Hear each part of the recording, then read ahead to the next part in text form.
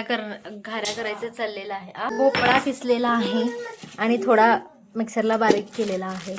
गुळ असं बारीक करायचा आणि गुळामध्ये हे शिजवायचं. ही प्रोसेस आम्ही नंतर आमच्या रौनक कशा डान्स करते त्याला पण डान्स करतो. भोपळा किसून ठेवलेला आहे. आता गुळ चपलं दिसतं यार.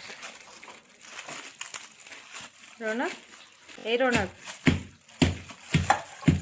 त्यांनी गुळ फोडला सगळं चिकट करेल. आता हे खिसून ठेवलेलं आहे गुळाचं पाणी. त्याच्यामध्ये हा भोपळा ह्याच्यामध्ये मिक्स करायचा.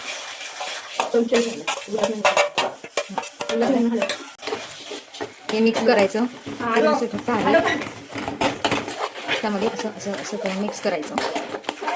त्यानंतर ह्याच्यामध्ये हे नंतर सांगूया वेलदोडी जायफळ टाकायचं. वेलदोडी आहे आणि जायफळ ह्यामध्ये आहे. वेलदोडी आणि जायफळ आणि हे पावडर असले साखर पावडर ही करायची ह्याच्यामध्ये मिक्स.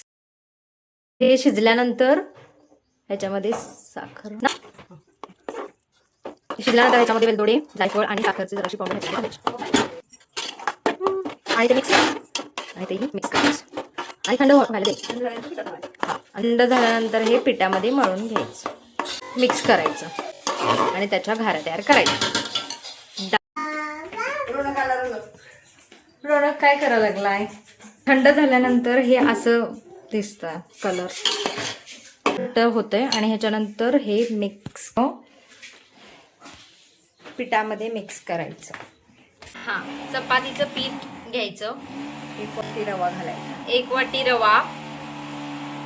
रवा आणि गव्हाचं पीठ. त्याच्यामध्ये मीठ. हे रौनक आमचं ऐकत नाहीये बिलकुल. जा तिकडे चला, काम करायला देत नाही हा पोरगा. होय रे ए बाबू रुक. अरे रुको यार. अरे थांब. 1 वाटी कडवलेलं तेल असं घालायचं आणि हे मिक्स करत राहायचं. हळूहळू घालून मिक्स करत राहायचं.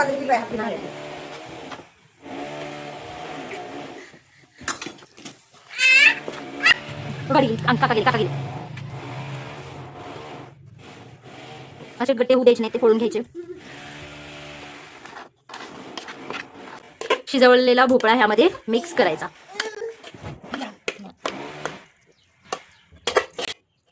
आता हा भोपळा गार झालेला आहे ना थोडा. भोपळ्याचं हे गार झालेलं आहे मिश्रण. आता त्याच्यामध्ये ते मिक्स करायचं असं आणि हे मळून घ्यायचं. त्याच्यात पाणी न घालता हे मिश्रण असंच मळून घ्यायचं. रोणी थंड बसावं. ह्याचं मळून घ्यायचं. अरे पाण्याची गरज आहे त्यामुळे पाणी घालायचं. गरम केलेलं सुटतेच पाणी. हे रोज शांत बस केले जरा बाळ.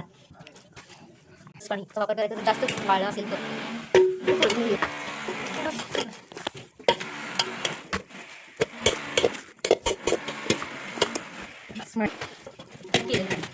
याचं म्हणून झालेलं आहे.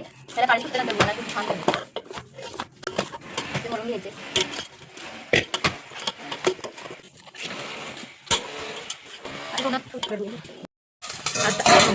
हे आता मुरण्यासाठी 2 तास ठेवायचं. मळून झालेलं आहे. आता हे मळून झालेलं आहे. आता हे 2 तास ठेवायचं आणि त्याच्यानंतर घाऱ्या करायला सुरुवात करायची. मळलेलं पीठ आता त्याचा असं गोळा करायचा. गोळा केलेला दाखवा.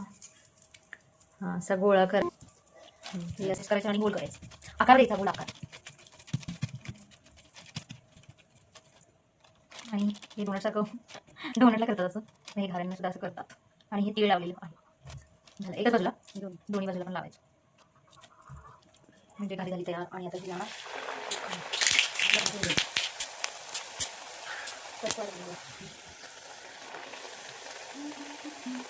घरी तयार. गुळा महिन्याला कलर जास्त येतो. घाऱ्या बघायला लागलेला आहे. घाऱ्या तयार झालेल्या आहेत.